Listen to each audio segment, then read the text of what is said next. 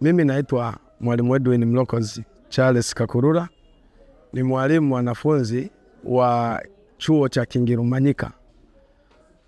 Ninamshukuru Mungu kwa sababu ya mitihani. Leo tupo kwenye maandalizi ya mitihani ya mwisho. Tumefanya mtihani wetu. Mtihani wetu ulikuwa ni mzuri sana.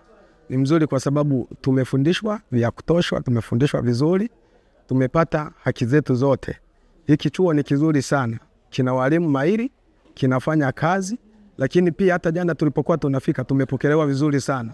Tumekunywa, tumelaza vizuri, tumekula chakula kizuri, tumelala vizuri, mpaka hapa tunatoka kwenye mtihani kila kitu kilikuwa sawa. Niwashukuru sana walimu wa mahali hapa, na nimshukuru mkuu wa chuo kwa maandalizi ambayo tumekuta. Na niahidi sitaishia hapa. Nitaendelea kusoma katika chuo hiki hata hizo ngazi za juu ambazo sijazipata. Ninamshukuru Mungu sana kwa sababu tumepata mengi ambayo yatatuwezesha pia kwenda kusukuma taifa letu la Tanzania. Hii elimu haitaishia hapa, taiskua mpaka huko shuleni tunakoenda.